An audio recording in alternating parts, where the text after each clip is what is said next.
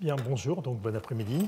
Avant de commencer le cours officiel d'aujourd'hui, je voudrais terminer le cours de la dernière fois qui était un petit peu long. On avait pris un petit peu de temps pour se resituer dans l'histoire de la Terre. Et donc je souhaiterais terminer le cours précédent, qui était de réfléchir, enfin de donner quelques éléments de réflexion en tout cas. C'est le cadre général de ce cours, de regarder quelques points qui sont des points délicats pour comprendre comment se forment donc les gisements. Et ensuite, on passera donc au thème d'aujourd'hui sur une réflexion, un autre type de réflexion donc sur les minerais et sur les minéraux entre guillemets industriels. Vous verrez qu'ils ne sont pas tellement industriels, mais enfin, ce sont des ressources minérales. Donc d'abord, on en était resté au fait que les éléments métalliques étaient souvent fractionnés préférentiellement dans les fluides lorsqu'ils se séparaient d'un magma qui se refroidit. Dans cette grande séparation entre les fluides et les magmas, un certain nombre d'éléments vont se retrouver préférentiellement associés aux fluides, tous ceux qui ne vont pas rentrer en fait dans les minéraux qui vont constituer le granit. Et c'était le cas, donc le cas par exemple du zinc, où on retrouve effectivement un partage extrêmement important donc, entre le fluide F et le liquide fondu, le magma M, avec vous voyez, donc, de plusieurs dizaines en fait. La concentration se trouve vraiment fortement augmentée dans le fluide par rapport au magma. Donc ce sont ces processus de concentration successifs qui vont nous amener d'un élément chimique dilué, dispersé de façon peut-être pas aléatoire, mais enfin de façon extrêmement homogène donc dans le milieu magmatique, à des gisements qui vont atteindre, lorsque évidemment il y aura un certain nombre de paramètres qui vont s'enchaîner, qui seront favorables, jusqu'à atteindre donc, des gisements qui seront exploitables. Et donc le point important était de regarder que donc, le partage donc, entre le fluide et les magmas dépendait de la concentration en chlore du fluide, le chlore lui-même se trouvant concentré dans ce fluide. Et on terminera justement tout à l'heure dans le cours suivant, on réfléchira sur l'or, sur les gisements d'or, et on verra que l'or justement a aussi cette histoire. Donc, alors lui, ce n'est pas avec le chlore, c'est dans d'autres paramètres, mais d'enrichissement lorsqu'on passe dans un fluide et lorsqu'ensuite le fluide évolue. Une fois qu'ils sont en solution dans ces fluides hydrothermaux, les métaux vont être transportés. Donc les métaux essentiellement, ce sont donc pour nous des cations. Donc j'en ai mis quelques-uns ici, mais c'est assez varié. On va les retrouver sous forme de complexes qui peuvent être non seulement avec de l'oxygène et des aquocomplexes, mais aussi par exemple des dégroupements de type carbonate. Et pour nous, un point qui est très important évidemment dans l'optique d'avoir des gisements qui vont se former, c'est l'association notamment avec le soufre, donc ces éléments qui sont chalcophiles, qui vont permettre donc la précipitation donc de sulfure. Alors le point qui est intéressant, c'est de voir, c'était comme ça qu'on était arrivé à ce paragraphe, c'était de voir comment on va passer d'une solution où l'élément est dissous, transporté. Donc si la solution ne se disperse pas, si par exemple on est dans un contexte tectonique favorable avec des failles qui vont guider les solutions, on va ainsi pouvoir transporter ces éléments. Et puis à un moment, ils vont précipiter, donc pour donner par exemple des sulfures. Donc les complexes que ces éléments de transition, par exemple comme le zinc ou les éléments du bloc P, comme par exemple le plomb, vont former avec des sulfures ou des chlorures, c'est évidemment un point qui est encore beaucoup étudié, à la fois d'un point de vue expérimental, mais aussi d'un point de vue de modélisation numérique. Et dans les différents paramètres, j'en ai sorti quelques-uns dans les différents points de réflexion. Il y en a un notamment qui était sur la durée de vie des voisins, donc des ligandes qui sont autour de votre élément. C'est-à-dire de ne pas oublier que lorsque l'on a un ion en solution, comme par exemple ici un zinc sous forme d'un aquocomplexe avec 6 molécules d'eau qui se trouvent autour, ces molécules d'eau, on est dans une dynamique, on n'est pas dans un cristal. Donc elles ne sont pas figées évidemment, elles vont rester sur un temps qui sera limité. Et ce que l'on voit pour ces aquacomplexes, par exemple ici, donc des complexes dans l'eau, on a des durées de vie, donc on a des fréquences de changement donc de ces ligandes qui sont sur des ordres de grandeur. Ici, on est sur une échelle logarithmique. Cette figure est intéressante parce qu'on a traduit justement la durée de vie du ligand autour de l'élément chimique en temps, et vous voyez qu'on va passer, de durées qui sont de type nanosecondes jusqu'à des siècles, selon les ions, et donc évidemment selon la nature de la liaison chimique qui va être contractée entre l'ion central et les molécules d'eau. Donc c'est un paramètre effectivement qui est important. Et pour nous, par exemple, les éléments de transition, on se trouve souvent autour de la microseconde, donc on a des fréquences d'échange qui sont extrêmement importantes, et c'est ça qui va nous permettre de réaliser que, par exemple, lorsque la concentration en chlore est suffisante, on va pouvoir observer donc un changement de coordination entre une espèce qui est un hexacocomplexe normal, comme vous le feriez en solution, avec un remplacement progressif des molécules d'eau, et c'est vraiment extrêmement rapide. Ils vont être remplacés, par exemple, par du chlore. Alors là, les choses changent beaucoup, parce que le chlore est chargé. Le chlore, c'est un chlorure, c'est un chlore moins. Et on va changer, vous voyez les changements, donc ça sont des simulations numériques qui sont relativement récentes, hein, elles ont été publiées il y a à peine quelques petites semaines, et elles sont extrêmement intéressantes et nous montrent des changements qui se produisent dans l'ordre du picoseconde.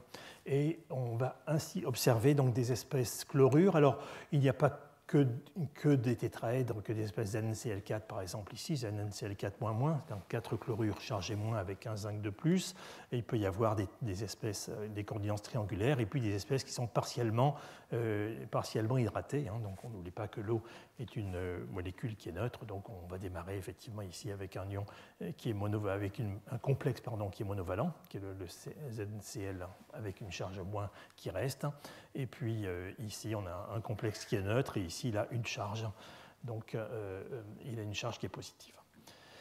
Donc vous voyez la diversité donc, de ces complexes qui eux sont stables.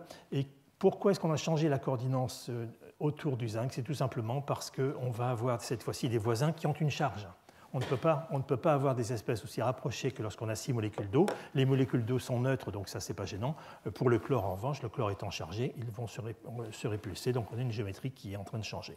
Ça va nous faciliter la dissolution du zinc dans ce cas-là, c'est ce qu'on a vu tout à l'heure.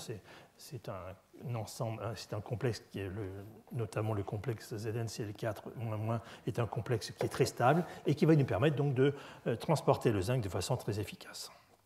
Alors, il n'y a pas que le zinc, j'ai pris un autre exemple qui est le zirconium. Alors, pourquoi le zirconium? Le zirconium est un élément chimique qui est extrêmement peu soluble. Le zircon, le silicate de zirconium naturel, qui est le minéral essentiel porteur du zircon, est vraiment très très peu soluble, tellement peu soluble, quelles que soient les conditions, que c'est justement le minéral qui est le plus ancien qui existe sur Terre, parce que bien qu'il ait subi donc des événements tectoniques et des processus de déformation, d'altération, enfin tout ce qu'on peut imaginer de ce qui arrive à une roche quand elle est dans la croûte terrestre, eh bien, au bout de 4 milliards d'années, on continue à avoir le même cristal de zircon qui continue à exister. C'est tout à fait remarquable, ça montre vraiment une très très grande stabilité de ce minéral. Et donc, il était intéressant de voir comment ou pourquoi, dans certains contextes, on a une mobilité donc, de ce zirconium. Qu'est-ce que c'est qui va le déstabiliser? Alors, ce qui va le déstabiliser, eh bien, ça va être de se trouver une association entre donc, le zirconium, c'est quelque chose que l'on observe aussi dans les silicates liquides, donc de zirconium qui est associé avec des tétraèdres silicatés et puis des alcalins qui se trouvent ici. C'est ce qu'on appelle des zirconosilicates. Ce sont des espèces qui à ce moment-là vont être solubles et qui vont nous permettre de transporter le zirconium et éventuellement d'ailleurs de reformer du zircon ultérieurement. Donc ça, c'est dans des contextes extrêmement spécifiques. Vous voyez, ce sont dans des zones de subduction, donc on a une pression qui augmente très vite. On est en contexte de subduction, donc effectivement, il y a des apports cationiques importants. Et donc, c'est tout à fait intéressant de voir que l'on a la même géométrie. Hein, ce sont deux simulations numériques, l'une faite sur un verre silicaté, l'autre faite sur une solution hydrothermale. Et on voit que dans les deux cas, c'est pareil. On a donc un octaèdre qui partage donc, des sommets avec des tétraèdres silicatés. Et évidemment, il nous faut des alcalins pour faire cette compensation de charge. Alors c'est intéressant parce que les zirconosilicates sont des minéraux qui sont rares. On les trouve par exemple dans la péninsule de Kola ou au Groenland. Et c'est intéressant de voir que ce sont vraiment les très très bons analogues cristallisés justement qui nous donnent cette imagination pour retrouver donc, ce type d'environnement qui encore une fois donc, est très intéressant parce qu'ils nous permettent de solubiliser donc, ces éléments chimiques particulièrement peu solubles. La dernière étape, eh bien, c'est tout le monde descend, c'est qu'effectivement on va précipiter donc, le minéral. ce minéral va effectivement, par exemple dans le cas du zinc, le minerai qui est formé, c'est le sulfure de zinc qui est vraiment peu soluble. Alors il est peu soluble, ça dépend évidemment des conditions. Lorsqu'on va avoir donc, par exemple une solution qui à pH constant va se refroidir, et souvent, c'est plutôt ce qui se passe lorsque l'on va avoir une solution qui va voir son pH se neutraliser. On va arriver dans les domaines d'insolubilité du sulfure de zinc. Vous voyez que les concentrations en jeu ne modifient pas beaucoup la figure cette figure. Hein. On déplace la frontière, mais pas de façon dramatique. Et donc, même dans des conditions qui sont diluées, on va avoir au voisinage de la neutralité un domaine très large de précipitation de ce sulfure de zinc. Et donc, ça se produira lorsque justement le complexe chlorure soluble va rencontrer effectivement des espèces polysulfures ou sulfures alcalins qui vont permettre donc la réaction chimique de précipitation. Le dernier point que je voulais mentionner, c'est de ne pas oublier ce dont on a déjà parlé à plusieurs reprises, hein, ces processus d'absorption très efficaces qui peuvent aussi se produire sur les sulfures. C'est-à-dire qu'une fois que le sulfure est formé, vous allez piéger à l'interface entre le minéral et la solution des éléments chimiques qui vont nous permettre justement de continuer à faire pousser le minéral. Donc là aussi, c'est pH dépendant, ça dépend vraiment beaucoup du pH, mais lorsque l'on se trouve dans des pH qui sont voisins de la neutralité pour le zinc justement, on voit que l'essentiel du zinc se trouve ainsi piégé aux interfaces. Le dernier point que je voulais mentionner dans la formation des gisements, c'était juste deux visions ponctuelles de ce qui se passe en surface. Les gisements de surface sont de plus en plus importants. Alors surface, c'est au sens large. Ça peut être soit dans des contextes de type latéritique sur les surfaces actuelles, les surfaces tropicales, soit sur des sédiments de basse température qui sont donc souvent d'anciennes surfaces qui ont été remobilisées. Donc on va voir ces deux points différents. Le premier, c'est le comportement général des éléments chimiques dans l'altération. Donc là aussi, cette relation microscopique-macroscopique que j'essaye souvent de faire pour essayer de comprendre à l'échelle moléculaire des processus qui sont valables à l'échelle du comportement géochimique des éléments, donc de ce qui se passe sur la planète, eh bien, on arrive à comprendre de façon cohérente le comportement des éléments chimiques en utilisant deux paramètres qui sont d'une part la taille de votre ion, donc le rayon ionique, et d'autre part sa charge. Et on arrive ainsi à représenter de façon très simple le comportement géochimique, par exemple des cations qui sont très fortement chargés et qui vont donc former des complexes stables avec l'oxygène, avec des liaisons covalentes. C'est par exemple donc les carbonates, les nitrates, les sulfates, les phosphates. Ce sont des espèces dans lesquelles, quel que soit le processus, phosphore, azote, carbone vont rester, soufre, etc., vont rester associés avec leurs voisins oxygène, qu'ils soient en solution et qu'ils soient dans le minéral. Donc on a des espèces qui sont fortement solubles. C'est pareil de l'autre côté, lorsqu'on a des ions qui sont au contraire gros, donc la liaison chimique ne sera évidemment pas très importante puisque les distances seront importantes et elle sera d'autant moins énergétique que les rayons ioniques seront importants. Donc on est sur les gros alcalins, sur les gros alcalinotéreux. Et donc ça donne des complexes, des acocomplexes qui sont stables. On en revient à ce que je disais tout à l'heure. Et donc on a aussi des espèces qui vont rester donc préférentiellement en solution, comme dans le cas donc, de ces phosphates, nitrates, etc. Entre les deux, et c'est là où je voulais en venir, parce que on parlerait environnement, je parlerai beaucoup de ces espèces qui sont solubles et qui effectivement posent des soucis à cause de ça, donc au niveau de la qualité de l'eau. Ici, dans un contexte formation de gisement, c'est l'opposé. Nous, ce que l'on veut savoir, c'est quels sont les éléments qui sont les moins mobiles, parce que ce sont eux qui vont se concentrer à la surface de la Terre. Et parmi ces éléments, on va retrouver le manganèse, on va retrouver le titane, le fer, l'aluminium. Et effectivement, le silicium, vous le voyez, se trouve à la limite. Et lorsqu'on va avoir une altération intense, eh bien, les silicates vont disparaître. Ça va nous amener, la conséquence, c'est que ça va nous amener donc une minéralogie qui sera beaucoup simplifiée par rapport à ce qu'on peut avoir dans la plupart des contextes géologiques. Et donc des possibilités de gisement, par exemple de manganèse, de titane, de fer, d'aluminium, c'est l'essentiel, la quasi-totalité, par exemple, des gisements d'aluminium, ce sont les bauxites, donc, que l'on trouve ici, donc dans ces domaines dans lesquels l'eau ne va pas s'associer avec ces cations. Les cations vont avoir des liaisons fortes avec leurs voisins oxygène, et ce ne sera qu'en périphérie que l'on pourra éventuellement avoir donc des associations avec l'eau, aux interfaces. Alors, quelle est la morale lorsque l'on a un processus d'altération? Là, je vais faire ça très simplement, hein, juste sur ce transparent. La morale, c'est aussi de la cristallochimie. C'est aussi un processus à l'échelle moléculaire. On va avoir un changement de coordination d'un certain nombre d'éléments. Et le plus important pour nous ici, par exemple, c'est l'aluminium. Lorsqu'on regarde la formation de kaolinite à partir d'un feldspath, alors on aime bien représenter les réactions géochimiques par des équations, mais ce qu'il ne faut pas oublier, les équations c'est effectivement intéressant, mais ce qu'il ne faut pas oublier, c'est le mécanisme qui est derrière. Et ici, le mécanisme, c'est le changement de coordination de l'aluminium. C'est ça le moteur en fait. C'est que l'aluminium qui est en coordination 4 dans le feldspath, minéral de haute température, va changer de coordination et devenir octaédrique. On passe ici en coordination 6 dans l'argile. La température agit en effet de façon opposée à la pression. Lorsque vous augmentez la température, vous baissez la coordination. Lorsque vous baissez la température, vous augmentez la coordination. Et c'est intéressant effectivement de voir que lorsqu'on baisse la température, c'est un petit peu le même effet que lorsqu'on augmente la pression, on augmente la coordination dans ce cas-là.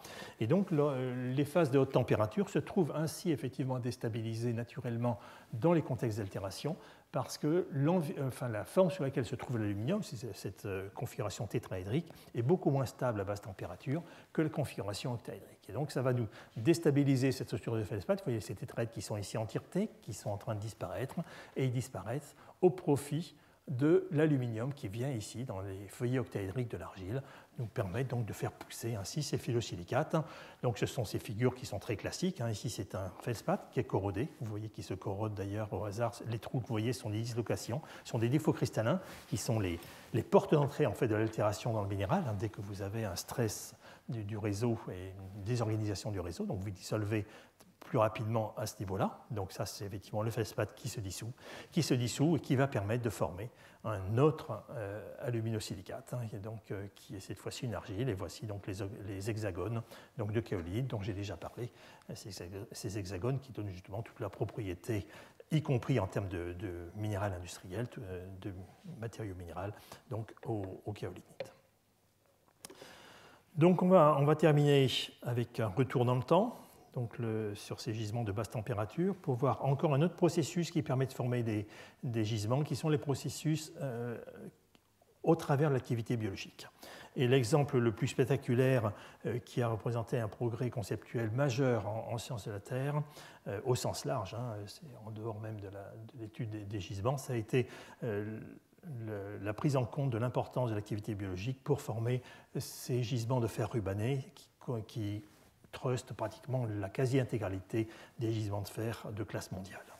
Ces gisements de fer rubané, donc les BIF, c'est l'abréviation du nom anglais, se forment en effet sur un laps de temps qui est vraiment important, à une période de la Terre où l'atmosphère terrestre ne contient pas encore de dioxygène. Donc l'activité biologique n'a pas été suffisamment développée pour permettre d'utiliser le CO2 atmosphérique notamment, et donc de permettre le développement de la vie. On a une vie qui existe depuis longtemps, effectivement, et la formation de ces gisements de fer, en fait, correspond, c'est ce que j'ai indiqué en bas, à une réaction redox. Vous avez, encore une fois, c'est toujours le même processus. Vous avez un élément chimique qui est transporté dans une solution, et puis on le déstabilise et il précipite. Donc là, c'est du fer ferreux qui se trouvait dans l'océan mondial de l'époque. C'était l'altération normale des continents qui se faisait, sauf qu'elle se faisait sans oxygène, donc dans des conditions qui étaient évidemment très très différentes des conditions actuelles. Et ce fer ferreux s'est trouvé transformé en fer ferrique, et le fer ferrique en pH neutre ou subneutre est très peu soluble. Et là, il précipite. Donc c'est cette réaction que l'on aura donc, à l'origine de ces gisements donc de fer rubané. Et effectivement, la question, c'est l'anticipation par rapport à l'augmentation, à l'arrivée du dioxygène et l'augmentation progressive donc, de l'oxygène dans l'air, qui est représenté ici. Et donc ce qui est intéressant, c'est effectivement de réaliser que ces gisements n'ont pas pu se former en raison de la présence ou de l'apparition de l'oxygène, puisque le dioxygène n'existait pas. Et donc le mécanisme qui a été percé relativement récemment. C'est un mécanisme qui fait intervenir directement les processus biologiques. En fait, le CO2 va être utilisé pour faire de la biomasse, donc comme souvent par les bactéries autotrophes, mais cette fois-ci, elles ne vont pas dégager d'oxygène, elles vont simplement faire le transfert d'électrons depuis 1 fer de plus vers 1 fer 3 plus, et il est représenté ici sous forme soluble, alors qu'ici il est représenté sous forme insoluble, c'est l'hydroxyde insoluble qui va ainsi précipiter. Donc, en l'absence d'oxygène moléculaire, la respiration de ces bactéries va nous permettre donc d'oxyder le fer ferreux en fer ferrique et de former ainsi directement, sans intermédiaire, ces gisements. Donc là aussi, c'est une activité qui intéresse beaucoup d'équipes. Et encore une fois, c'est un peu la morale souvent que je retire à la fin de chaque chapitre. C'est souvent une occasion de réflexion, je dirais, indépendante de l'intérêt pour les gisements. En fait, on a la vie primitive, l'apparition de la vie, la différenciation de la vie, le changement, le grand changement de la composition de l'oxygène terrestre. Tout ça, ce sont des problèmes qui dépassent évidemment de loin la formation des gisements, même si on est sur des gisements qui assurent l'intégralité de l'alimentation, enfin de la fourniture plutôt de fer, donc à l'humanité actuellement. Voilà, donc ça c'était les messages que je voulais faire passer donc, aux différents niveaux, donc profond jusqu'à la surface donc de la Terre, sur la formation de ces gisements, en montrant encore une fois qu'une lecture à l'échelle moléculaire nous permet d'être assez transparent par rapport au niveau géologique. On parle de changement de coordination, on parle de voisins, on parle de précipitation. On se retrouve relativement libre par rapport au milieu, on a des réactions qui peuvent être ainsi rationalisées à l'échelle moléculaire. Alors, le cours d'aujourd'hui avait un titre un petit peu mystérieux. Je souhaitais en effet parler d'abord d'une classe de minéraux, alors je n'appelle pas industriels, mais donc de minéraux utilisés pour leurs propriétés remarquables, qui sont les pierres précieuses. Et donc je voulais, c'est pour ça que j'ai mis ce titre visible, c'est parce que les pierres précieuses, souvent, c'est pour ça qu'elles sont souvent appréciées, c'est parce qu'elles sont colorées. Donc je vais aborder le premier point, donc ce seront les pierres précieuses, et la partie invisible, ce sera pour réfléchir un peu sur les minerais, justement, où souvent on ne sait pas très bien où se trouve l'élément qui nous intéresse, l'or, etc. Donc on verra deux, trois exemples, et de voir là aussi comment petit à petit on a, avec des méthodes de plus en plus sophistiquées, la possibilité d'aller regarder l'environnement de l'élément chimique qui motive en fait l'activité économique qui est derrière. Donc on va commencer d'abord par les pierres précieuses, les gemmes, pardon. Le terme de pierres précieuses est en effet réservé donc, à ces quatre espèces, qui sont en fait 3 minéraux. Il y a d'abord le diamant, donc, qui est l'un des polymorphes. Ce sont donc 4 formes qui ne sont pas taillées, ce sont les formes naturelles. Donc ça, c'est un octaèdre de diamant, donc, qui est l'un des polymorphes de carbone. 2 variétés de corindon. Le corindon, c'est Al2O3. Et donc ici, c'est le saphir, en bleu, dont on reparlera, et on parlera de toute façon des 4. Et ici, c'est le rubis, qui est coloré donc, en rouge par le chrome.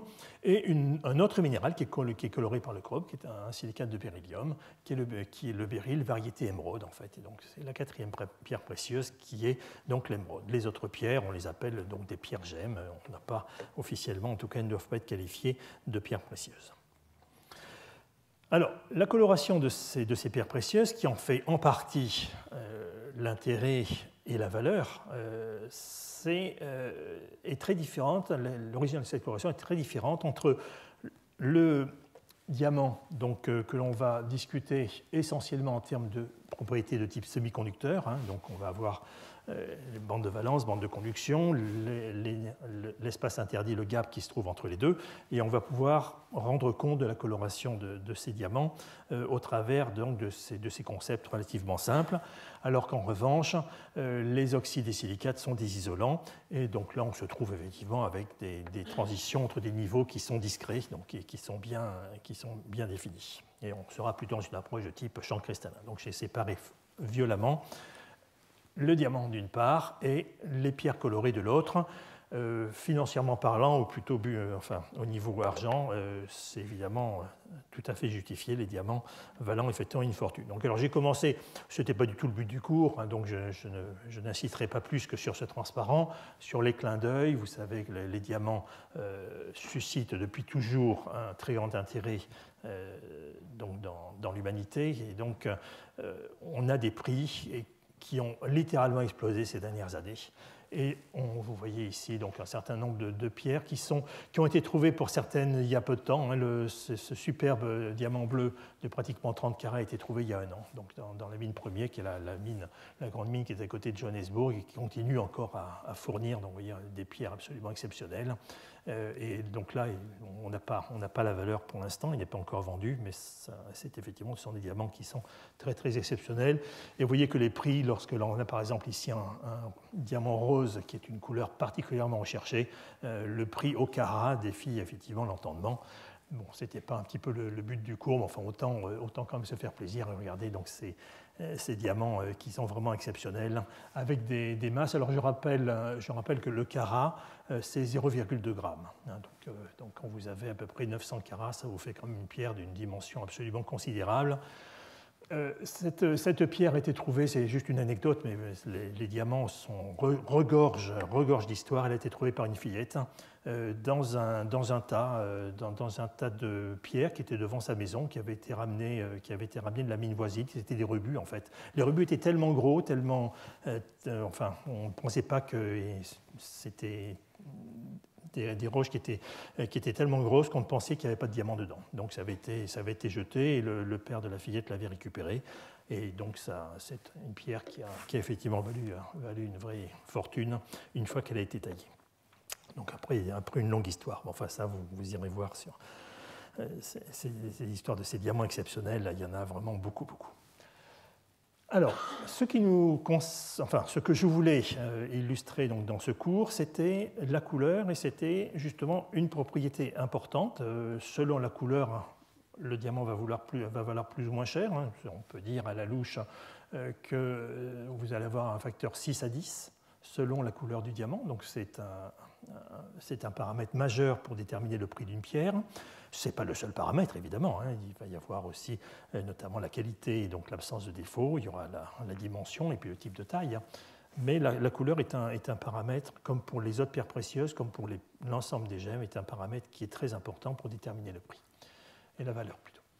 Donc c'est dans ce cadre-là que je l'intègre dans le cours, parce que justement, on va avoir l'origine de ces couleurs à l'échelle moléculaire, donc, pour essayer donc, de comprendre l'origine de cette couleur. Alors, les couleurs sont évaluées, en général, on a des barrettes, hein, donc avec un certain nombre de solitaires donc, taillés en brillant, comme ici. Donc ça, c'est une section justement d'un brillant, qui est une taille qui est particulièrement appréciée parce que vous voyez que l'essentiel des rayons lumineux qui rentrent dans la pierre vont ressortir par ce qu'on appelle la table, c'est-à-dire la partie horizontale qui se trouve au-dessus. Ça permet donc vraiment de bien voir la lumière, ce qu'on appelle les feux donc de la pierre. Et on va avoir donc une classification selon l'intensité de la couleur. Donc ça, c'est un type de couleur. Donc depuis des diamants qui sont de blanc exceptionnel jusqu'à des diamants qui ont une coloration tout à fait notable.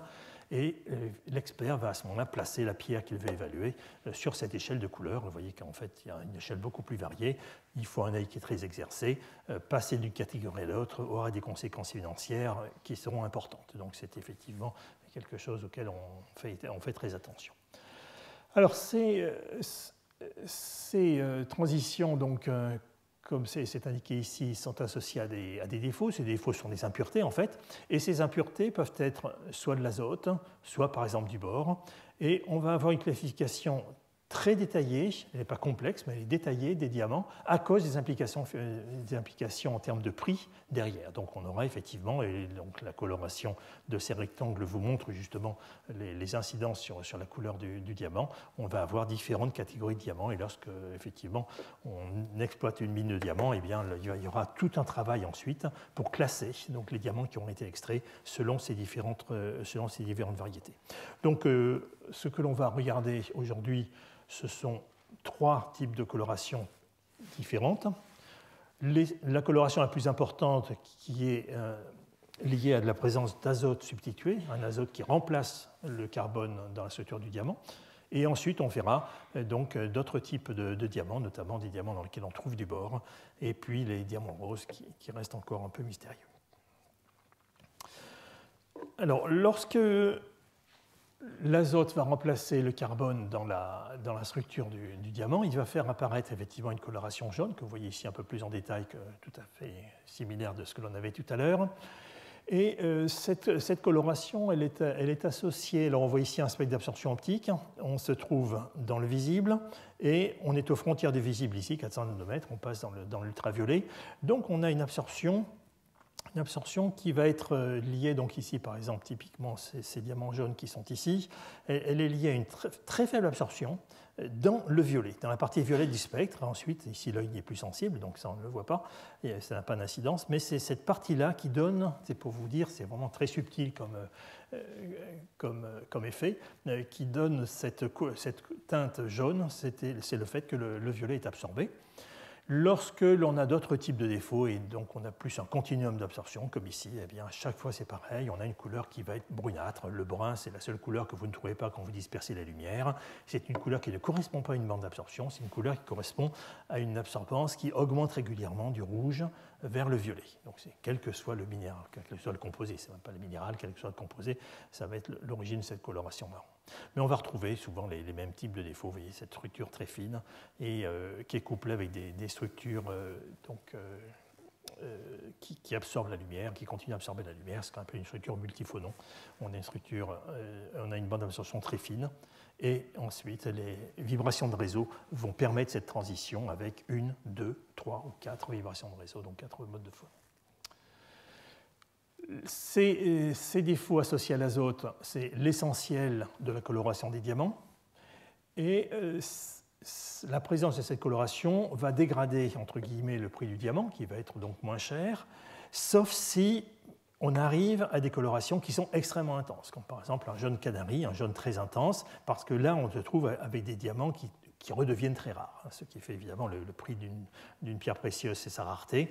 Et donc la présence de ces impuretés est extrêmement courante, et donc c'est pour ça que ces diamants faiblement colorés ont un prix qui est moins important. Les diamants exceptionnellement blancs ainsi que les diamants exceptionnellement colorés vont être des deux côtés, donc des pierres qui vont en revanche défrayer la chronique à cause de leur prix. L'azote va se trouver dans différentes formes. Donc là, le diamant est probablement le minéral sur lequel on a eu le plus d'intérêt de disciplines variées, donc notamment de physique. Donc beaucoup de publications faites sur le diamant sont publiées dans des revues de physique. C'est très rare en minéralogie. En général, on publie, nous, plutôt en sciences de la Terre ou dans des revues de minéralogie. Mais le diamant est tellement parfait comme réseau, puisqu'il n'y a que du carbone. Ça permet donc une approche physique extrêmement fine. Et donc l'objet diamant naturel, depuis des décennies, a intéressé de nombreuses équipes de physiciens, et on a maintenant des modèles extrêmement précis, extrêmement sophistiqués, donc des différents défauts, des dizaines de défauts qui se trouvent dans les diamants, les défauts étant associés à la présence d'impuretés, et comment se trouvent ces impuretés. Par exemple ici, vous avez 3 atomes de carbone qui étaient remplacés par un atome d'azote qui respecte la symétrie, le carbone se trouve ici, et donc il respecte, c'est selon l'axe d'ordre 3, donc vous avez selon la grande diagonale. Donc ces centres, ils vont porter des noms. Par exemple ici, c'est ce centre N3. Il y a 3 azotes qui se trouvent ainsi donc en triangle donc, symétrique par rapport à l'axe ternaire de la structure cubique du diamant. On peut en avoir 2, il peut y en avoir 4. Enfin, il y a vraiment beaucoup de possibilités. Et cet azote est intéressant parce que c'est un sondage de l'azote pentélique, donc il y a beaucoup d'études isotopiques qui ont été faites dessus. On arrive avec des concentrations qui peuvent être réellement importantes. Et quel est l'effet de cet azote? Eh bien, cet azote, ça va être dans une structure dominée par le carbone. Évidemment, l'azote va être le donneur d'électrons, et donc il va se trouver localisé dans le gap et permettre donc ces transitions qui se trouvent justement localisées à la limite entre le violet et l'ultraviolet. C'est l'opposé de ce que l'on va avoir pour une autre impureté que l'on va voir donc dans le prochain transparent, qui est le bore. Le bore, au contraire, lui, c'est bore carbone-azote, donc c'est un accepteur. Donc on est à ce moment-là en base de gap, et ça va être l'accepteur d'électrons, donc permettant d'avoir des transitions de très faible énergie qui vont se continuer dans le visible et qui vont justement nous absorber donc le rouge et donc donner cette couleur bleue. Voilà, donc on y est sur ces deux couleurs. Sur ces deux couleurs qui sont donc le bleu dont je viens de parler, où justement on va avoir donc ces transitions vers 0,4 eV, mais qui, avec un certain nombre d'autres transitions qui se trouvent aller jusqu'aux bordures donc, du spectre visible. Et vous voyez qu'ici, encore une fois, on est aux limites du spectre visible, mais ce sont ces effets très subtils qui vont donner cette coloration bleue. Le bord ne donnera de coloration que s'il n'est pas compensé. S'il est compensé, c'est-à-dire que si vous avez un bord qui se trouve voisin d'un azote, donc un donneur, un accepteur, bien dans ce cas-là, effectivement, l'équilibre électronique est assuré et on n'a pas de contribution à la couleur. Donc la contribution du bord, on a mis beaucoup de temps à bien la comprendre. On est sur des concentrations qui sont faibles. Le bord se trouve en général présent au niveau de 1 ppm, donc il faut des méthodes d'analyse qui soient extrêmement sophistiquées. Le bord n'est pas un élément facile à doser avec les analyses chimiques classiques. Donc on est vraiment... enfin, il a fallu aussi attendre il y a quelques années seulement où on a pu avoir des données quantitatives à la fois sur la concentration et sur le type de bord qui va donner cette couleur bleue. La couleur bleue est avec la couleur rose qui est ici, donc les couleurs qui sont parmi les plus appréciées donc, dans le diamant. Donc la couleur rose, elle est en revanche relativement, enfin son origine est encore inconnue. Elle est associée donc à la présence d'une bande d'absorption qui se situe en plein dans le spectre visible. Donc ça vous ménage. Alors encore une fois, je rappelle, donc le spectre visible se trouve ici dans le rouge jusqu'au violet. Donc vous absorbez le proche ultraviolet et le violet. On trouve justement ce centre associé à l'azote ici, qui est très joli, avec la structure donc à 0 phonon qui est ici, et puis ensuite vous rajoutez un phonon à chaque fois. Donc vous avez cette structure multiple qui se résout très bien à basse température. Et une bande large, donc située au milieu du spectre visible. Et donc la fenêtre de transmission, elle se trouve ici. Vous êtes dans le rouge, d'où la couleur, effectivement. Alors, elle n'est pas rouge, elle est rose, on est sur des concentrations qui sont effectivement extrêmement faibles, là aussi, sur des absorbances qui sont extrêmement faibles. Mais ça donne donc cette coloration rose que l'on associe donc à une déformation des réseaux. Ce qui est intéressant, c'est que ce sont des diamants qui se trouvent dans un type de gisement. Donc, il y a peut-être donc une histoire géologique spécifique à l'origine donc de ces diamants. Et c'est un peu pareil aussi pour les diamants bleus.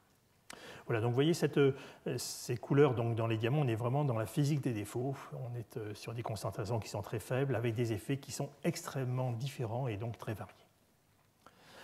Il en est différemment des pierres précieuses colorées, donc, qui sont colorées par des impuretés, par exemple des éléments de transition, dans lesquels on va au contraire utiliser des concepts très bien établis. Donc c'est les modèles par exemple de champs cristallins, et on va être beaucoup plus à l'aise, on est beaucoup plus dans la cristallochimie avec des impuretés, des éléments mineurs ou en traces qui remplacent des éléments majeurs dans des sites bien maîtrisés.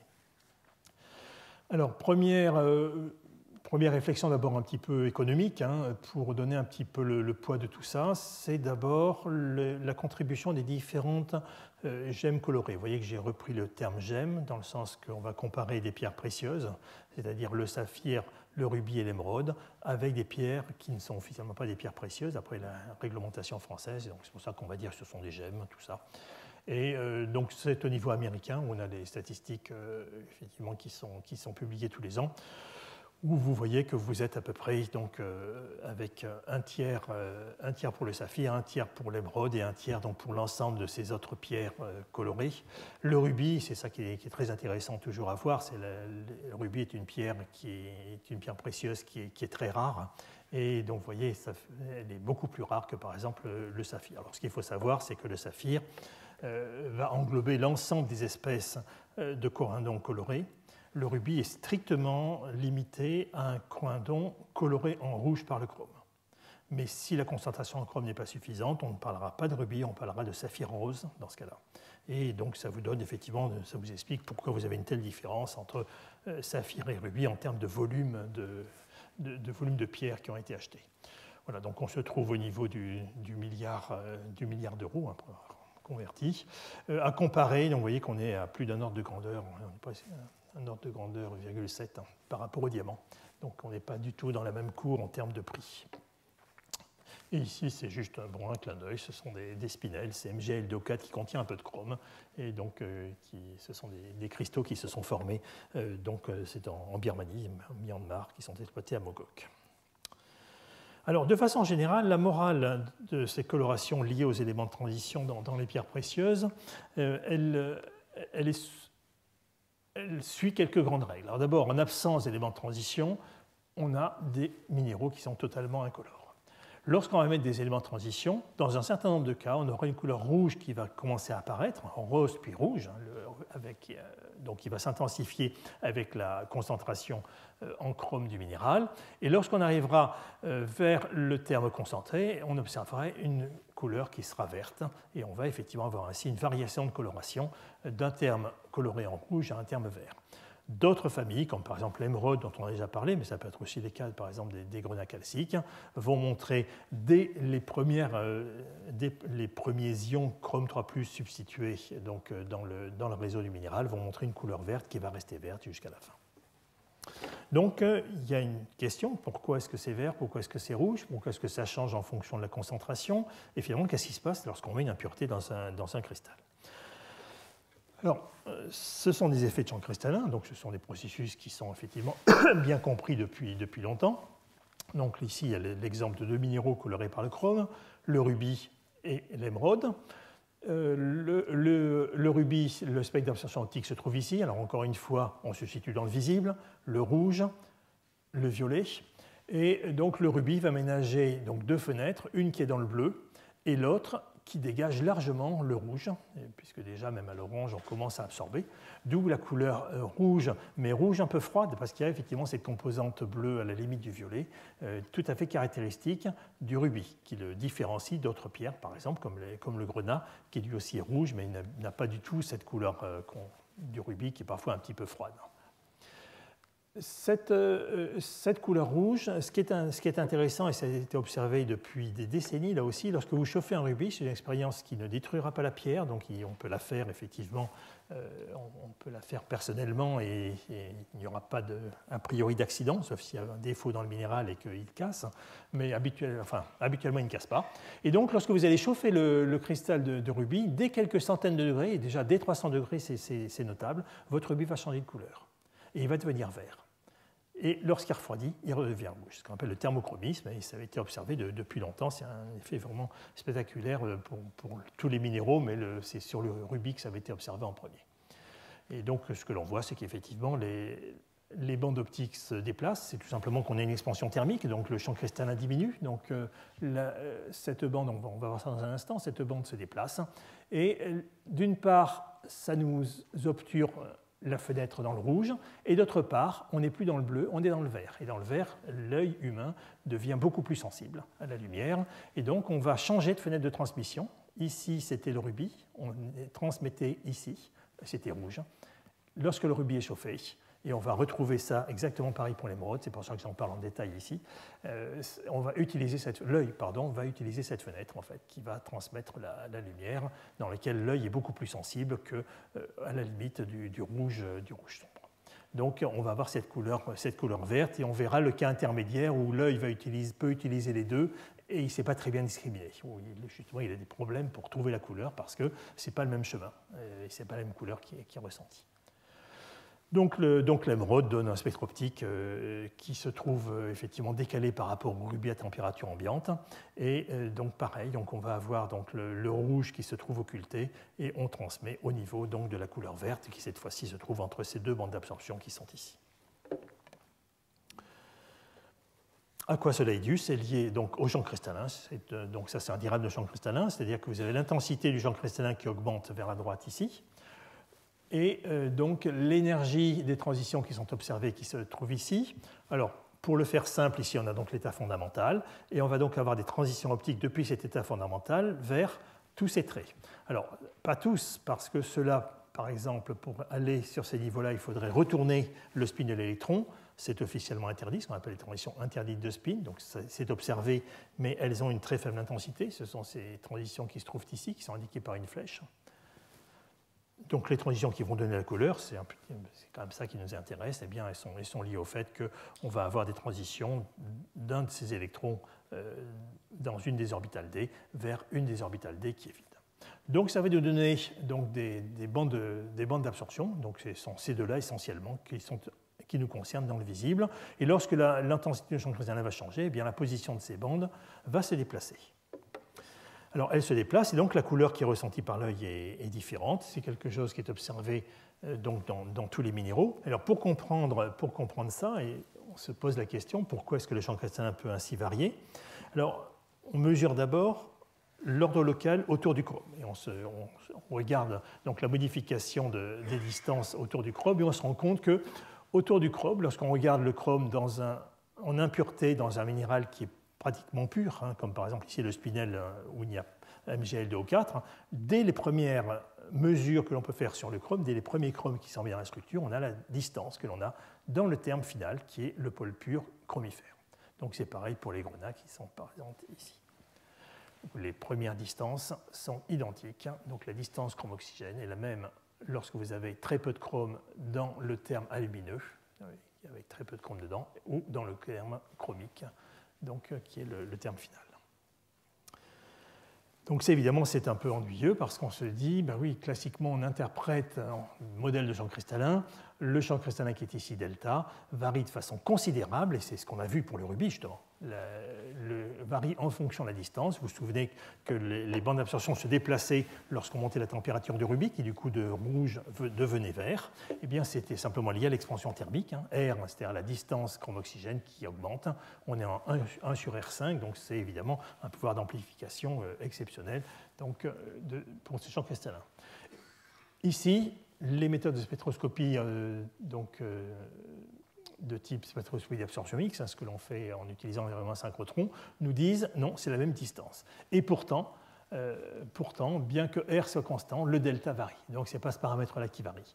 Et ça reste encore une discussion. Ça reste une discussion pour savoir quel est le paramètre qui finalement varie, et varie de façon considérable pour faire que l'émeraude est verte et le rubis est rouge. Alors, ce que l'on pense, effectivement, c'est notamment que l'on est en train de jouer sur la charge des voisins. C'est que dans certains, lorsqu'on va avoir notamment la covalence, par exemple,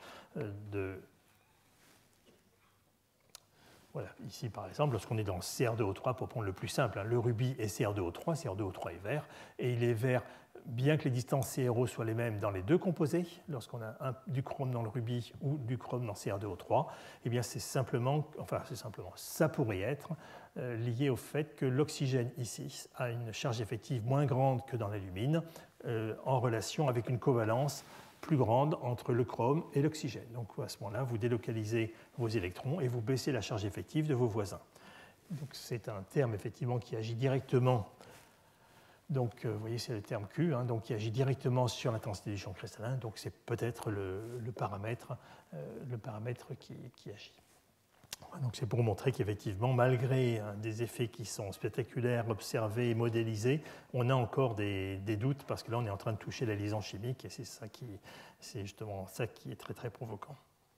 Alors, lorsqu'on se trouve entre les deux, c'est-à-dire dans les termes donc, ce que l'on a vu tout à l'heure, je reviens un peu en arrière, excusez-moi. Donc, ici, c'est franchement rouge, ici, c'est franchement vert. Il y a la configuration intermédiaire dans laquelle, comme je l'ai dit tout à l'heure, la lumière va être transmise à la fois dans le rouge et dans le vert. Et là, ça donne un effet qu'on appelle l'effet alexandrite. La couleur va dépendre de la source de lumière. Si vous avez une source de lumière de type artificiel, comme ce que l'on a par exemple dans cette pièce, c'est-à-dire enrichie en rouge, c'est un rayonnement de type corps noir, on va avoir effectivement donc, des pierres qui vont développer une coloration qui sera un peu plus rouge. Et au contraire, si vous sortez et que vous allez à la lumière du jour, qui sera beaucoup plus riche donc, en rayonnement visible par rapport au rayonnement rouge, eh bien, on va avoir une couleur verte qui va à ce moment-là être développée. Donc c'est intéressant de voir ainsi ce contraste de couleurs entre l'éclairage.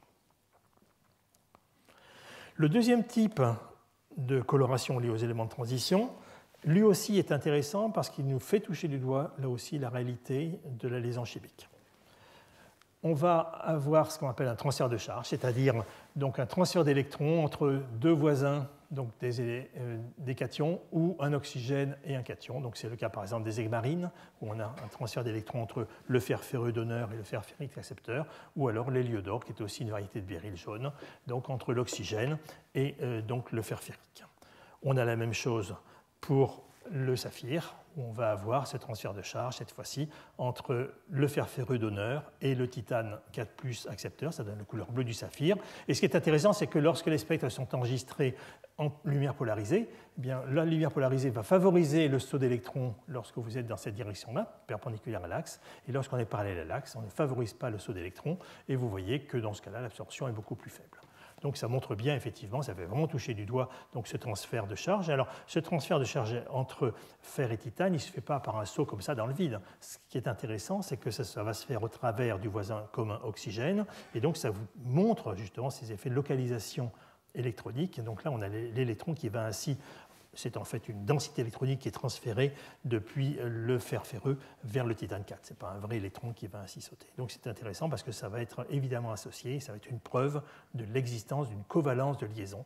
Les charges ne sont pas effectivement localisées de façon discrète sur les ions, mais on a des nuages, des liaisons chimiques plutôt, qui sont construites au travers du mélange donc des orbitales électroniques, des cations et des voisins oxygènes. On termine sur les couleurs, mais ça permet toujours de voir de très belles images. Ce sont toujours très spectaculaires. Dans certains cas, la coloration ne sera pas liée vraiment à des impuretés, elle sera liée à des dégâts d'irradiation. Et ces dégâts d'irradiation, on pourra les guérir très facilement. Il suffira de chauffer le minéral et le minéral va se décolorer. Il va émettre de la lumière, ce qu'on appelle la thermoluminescence. Il va se décolorer et donc on aura effectivement une preuve que c'est bien un dégât d'irradiation. Dégâts d'irradiation naturels, il peut être aussi provoqué, mais on en observe dans la nature. Et ces dégâts d'irradiation seront associés au fils de faible durée de vie de la désintégration de l'uranium et du thorium, qui donc vont nous donner une radioactivité naturelle, faible mais naturelle, qui va pouvoir agir pendant la croissance du cristal. Alors la morale au niveau, là aussi pour revenir au niveau moléculaire, pourquoi est-ce qu'on a cette coloration, pourquoi est-ce que l'on a ces défauts lorsqu'on irradie, c'est lié au fait que, par exemple ici on a de l'améthyste, et ça c'est le quartz fumé. On est dans le quartz, je ne l'ai pas remarqué, c'est SiO2. Donc, dans SiO2, on a du silicium qui a formellement une charge 4+, dans sa configuration tétraédrique, et qui peut être remplacé par des impuretés, comme par exemple le fer 3+, ou l'aluminium 3+. Donc, c'est ce qui peut être observé classiquement. La compensation de charge étant assurée, souvent on a du lithium ou un proton qui va se trouver dans le voisinage pour nous permettre d'avoir l'équilibre de charge. Lorsqu'on va irradier ces minéraux, ce que l'on va observer, c'est la formation d'un fer 4+, et c'est effectivement les propriétés spectroscopiques du fer 4+, donc ça a été montré par des méthodes de spectroscopie comme par exemple l'effet Mossbauer, où on a effectivement donc l'oxydation du fer qui va à ce moment-là mimer le rôle du silicium. Donc on a localement effectivement l'équilibre de charge qui est assuré. Évidemment, c'est une espèce qui est métastable. Le fer 4+ n'est pas stable à température ambiante, donc on va déstabiliser dans les conditions d'oxydation sur Terre. Donc on va revenir à l'état stable en réchauffant ce centre. Ça va donner une autre couleur d'ailleurs, c'est ce qu'on appelle la citrine. Mais ce qui est important ici pour nous, c'est de voir que le moteur de l'apparition de cette couleur, ça a été d'essayer de refaire le scénario autour du silicium. Et c'est exactement pareil pour l'aluminium. L'aluminium est trivalent, il va remplacer le silicium 4+. Lorsque vous allez irradier, l'aluminium va devenir, entre guillemets, cette fois-ci, 4+. Et 4+, effectivement, ça nous neutralise le site. Ça nous donne là aussi une espèce qui est métastable, avec des niveaux d'énergie qui nous permettent d'absorber la lumière, qui donne cette coloration tout à fait particulière, donc du quartz fumé. Les deux espèces peuvent être obtenues très facilement par irradiation donc artificielle. Lorsqu'une pierre précieuse est traitée, c'est là-dessus que je vais terminer pour les pierres précieuses, lorsqu'une pierre précieuse est traitée, est irradiée, ou si elle est chauffée, il doit être précisé, c'est demandé par réglementation en France, et dans beaucoup de pays, il doit être spécifié qu'elle a subi un traitement physique et on doit le préciser. Parce que sinon, effectivement, on peut vendre beaucoup plus cher une pierre que ce qu'elle vaut réellement. Voilà, donc ça c'était le premier volet de ce chapitre, donc c'était les réalités visibles, et puis on va terminer donc ce cours par juste une vision sur la partie invisible, donc cette fois-ci au niveau des minerais, au niveau des surprises qu'on peut avoir donc dans les minerais, en regardant les minerais, sur leurs constituants mineurs, souvent en très faible concentration, mais qui permettent justement d'exploiter ces minerais.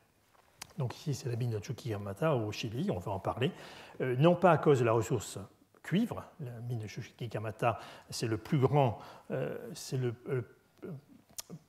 la plus grande mine à ciel ouvert qui existe au monde. C'est à peu près 4 km sur 3,5, donc c'est vraiment énorme. On est pratiquement plus de 900 mètres de profondeur et c'est probablement le plus grand gisement sur un seul site au niveau du cuivre. Mais on va en parler, nous, au niveau du rhénium, et donc on verra tout à l'heure, qui est un petit métal qui se trouve effectivement associé, on verra tout à l'heure, au cuivre. Donc d'abord, je vais commencer juste un clin d'œil préliminaire à la personnalité qui va faire le séminaire, qui est Christin Rabot, qui nous vient directement de Nouméa. Juste un clin d'œil sur la Nouvelle-Calédonie, non pas pour parler du nickel, ça, je ne parlerai pas de nickel devant lui, mais pour parler de cobalt, qui est donc un métal que l'on retrouve en Nouvelle-Calédonie, comme dans beaucoup d'environnements, qu'on retrouve en surface, associé aux oxydes de manganèse. Alors, il était exploité par des personnes qui partaient chercher ce qu'on appelait les fumées, c'est-à-dire ces traces noires des oxydes de manganèse, où déjà à l'époque, on savait que ces oxydes de manganèse noirs, qui pourtant ne payent pas de mine, qui apparemment, ce n'est pas du cobalt, mais justement, ce sont ces minerais, ces oxydes de manganèse, qui concentrent le cobalt dans leur réseau. Et dans des conditions parfois dramatiques, en tout cas toujours très très difficiles, ils creusaient des mines qui souvent n'étaient pas soutenues, n'étaient pas étayées, avec donc des accidents. Et ça, c'est un dessin qui date du 19e siècle, justement, sur ces personnes qui vivaient de ce petit commerce, en ramenant leurs nodules de manganèse, leurs minéraux de manganèse qui contiennent du cobalt. Alors la question, c'est pourquoi est-ce que les oxydes de cobalt, pas uniquement en Nouvelle-Calédonie, mais un petit peu dans toutes les couvertures latéritiques, pourquoi ces oxydes de manganèse piègent le cobalt, pourquoi les nodules de manganèse océanique piègent également d'ailleurs le cobalt et sont une ressource potentielle de ce métal. C'est associé à une réaction d'oxydoréduction en fait, qui va piéger le cobalt sous une forme très peu soluble qui est un cobalt 3+, qui est un cobalt basse spin, et basse spin, les électrons du cobalt vont venir occuper les orbitales, donc les plus stables de cet élément de transition, et donc ça va donner une énergie de stabilisation liée au champ cristallin qui sera vraiment exceptionnelle. Donc ça nous fait un piège. Lorsque vous avez une solution qui contient des traces de cobalt, ce cobalt va se trouver piégé lorsque la solution va arriver au contact de ces oxydes de manganèse avec cette réaction redox, et on montre que le cobalt va se trouver justement en substitution du manganèse dans ces minéraux, dans ces structures de minéraux. Donc effectivement, c'est les réflexions associées à ces constituants mineurs des minerais. Alors là, on va encore un petit peu plus loin, puisqu'on regarde ce qu'on appelle des coproduits, c'est-à-dire des métaux qui vont être exploités, qui pourraient être exploités, alors que ce n'est pas la mission initiale du mineur qui exploite sa mine. Donc là, justement, j'ai remis la photo de Chuquicamata, donc porphyre cuprifère. Et on va parler du rhénium. Alors le rhénium, c'est un métal qui est vraiment exceptionnel. C'est un des éléments les plus rares qui existent sur Terre. Et puis après, c'est quelqu'un, il n'a peut-être pas la médaille d'or sur tout, mais il est médaillé pour beaucoup de choses, puisque c'est pratiquement le métal qui font à plus haute température, ils font à 3150 degrés à peu près, c'est pratiquement le métal le plus lourd. C'est juste le plus lourd, c'est son successeur qui est l'osmium. Donc on est sur des densités de 21, on dépasse 21. On est sur un métal qui est exceptionnel en termes de mécanique. Et donc notamment sa température de fusion élevée fait qu'il est très recherché pour les moteurs d'avion, à commencer d'abord par les avions de défense, les avions militaires, parce qu'il va avoir une tenue en température permettant donc des alliages qui vont permettre donc des rendements de moteur et des fonctionnements, des puissances de moteur plutôt, qui seront très élevés. Donc ça, on le retrouve dans tous les nouveaux modèles d'avions qui sont en train d'émerger. Alors, ce qui est intéressant pour nous dans l'optique justement de cette chaire de développement durable, c'est de voir que ce rhénium, en fait, on va le retrouver donc, en constituant mineur d'un autre coproduit qui est le molybdène. C'est-à-dire qu'en fait, vous êtes le mineur, vous exploitez votre porphyre cuprifère, vous avez un coproduit qui est le molybdène, effectivement, par exemple, le Chili est un des producteurs majeurs de molybdène, et puis ce molybdène, lui aussi, il a un accompagnateur. Donc c'est le coproduit du coproduit, qui est donc le rhénium. Et alors, le rhénium il est produit, il y a très peu de producteurs au monde, mais j'ai mis les chiffres pour vous montrer aussi qu'on n'est pas non plus dans les mêmes cours. Les quantités produites sont extrêmement faibles, mais la demande est évidemment très très forte. Et il y a une grande inconnue, c'est que le plus grand producteur de molybdène du monde, et de très loin, qui est la Chine, ne communique pas sur l'uranium. Tout ce qu'on sait, c'est qu'elle semble vouloir l'utiliser justement pour ses avions, pour ses moteurs d'avion. Donc, et puis l'uranium, justement, il a aussi des foyers lacroniques à cause des variations extrêmement importantes de cours. Bon, vous voyez peut-être pas très bien, mais enfin, on a multiplié d'un facteur 10 le prix du métal, qui après a redescendu, mais qui reste encore relativement appréciable. Donc l'uranium, il est intéressant en termes de mine. Alors c'est un objet géologique qui est extrêmement passionnant parce qu'on se rend compte qu'il est associé à des gisements de molybdène qui suivent de façon très régulière l'évolution de la Terre. Alors ce que l'on a ici sont les supercontinents. Vous savez que la Terre a été formée au cours de sa vie par des supercontinents, qui étaient donc l'ensemble de la croûte continentale qui se regroupait, et ensuite elle se disloquait, vous aviez des océans qui se reformaient, puis régulièrement donc, on regroupait cette croûte continentale, donc on a différents noms qui sont donnés à ces différents continents. Le plus connu et le plus proche de nous, c'est la Pangée. Et ce qui est intéressant, c'est que ces gisements de molybdène dans lesquels on va retrouver l'uranium vont se trouver contemporains donc, de la constitution de ces supercontinents. À une exception près que l'on ne connaît toujours pas, et c'est une exception qui est énorme, c'est ce qui se passe depuis quelques dizaines de millions d'années. Donc là, on n'a pas de continent qui est en train de se former actuellement, et pourtant on a des gisements qui sont extrêmement importants. Et donc ça, c'est peut-être lié au fait qu'on perd ensuite peut-être la mémoire de ces gisements lorsqu'ils sont plus anciens. Alors, le deuxième, alors ça, je dirais, c'est peut-être une observation générale que l'on pourrait faire pour un certain nombre de gisements. En revanche, ce qui est remarquable pour l'uranium, c'est l'augmentation progressive. Donc là, c'est la concentration, c'est un peu limite, hein, la concentration d'uranium dans son porteur, qui est la molybdénite, hein, qui est les minerais de molybdène. Et on voit que la concentration en uranium augmente avec le temps. Et elle s'augmente avec le temps, ça semble commencer à être à peu près compris.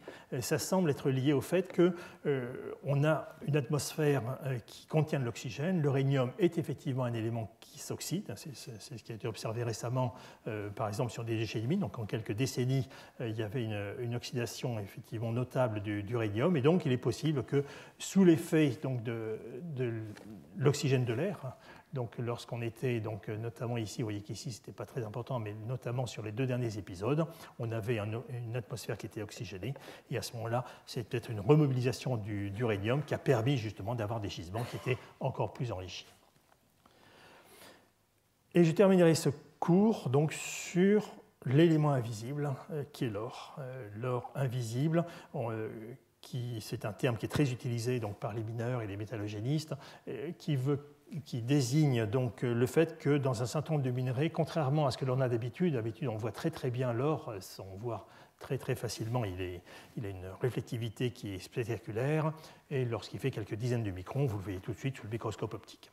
Sauf qu'il y a certains types de gisements dans lesquels vous savez qu'il y a de l'or, vous dosez de l'or, et vous ne pouvez pas le voir. Vous ne pouvez pas le voir avec un microscope optique, avec un microscope électronique normal non plus. Et pourtant, il y a de l'or, et donc il y a eu beaucoup de recherches qui ont été faites pour pouvoir d'abord exploiter ce minerai, parce que comme on ne sait pas quel est le porteur, eh bien, on savait qu'en revanche, on avait des taux de récupération qui étaient quand même très faibles, 35%, c'est quand même pas beaucoup.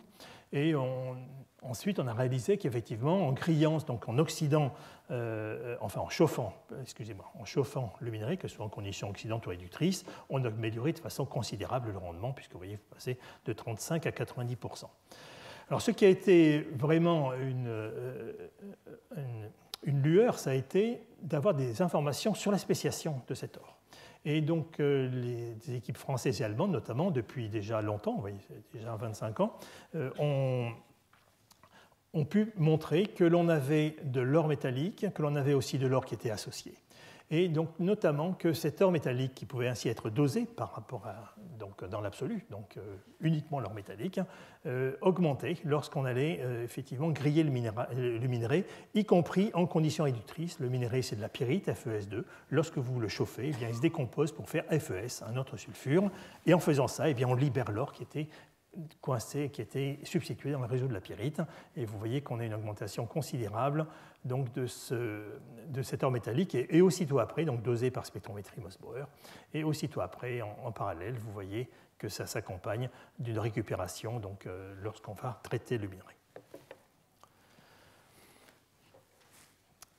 Donc, pour terminer donc, cette réflexion, quels ont été les progrès donc, pour comprendre comment était associé cet or invisible, comment se trouvait cet or invisible? Les choses sont encore pas très bien connues, mais il y a eu d'une part, donc, notamment à Toulouse, donc, un travail très fort d'expérimentation et de modélisation pour comprendre comment l'or se transportait donc, dans ces solutions.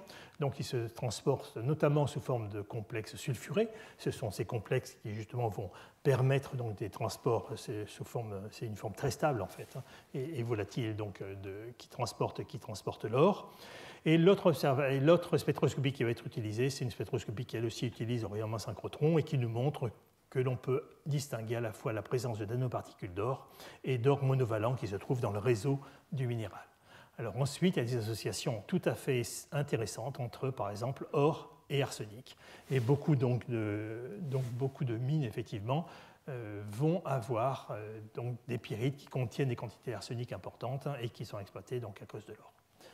Donc là, le temps manque un petit peu, donc là, on termine donc, le cours là-dessus, juste sur la conclusion, en fait, hein, c'est le point qui est important. Donc la partie visible, je n'en parle pas. Visible, ça veut dire que, comme vous voyez l'or, c'est de l'or natif, évidemment, donc de l'or sur la valence 0.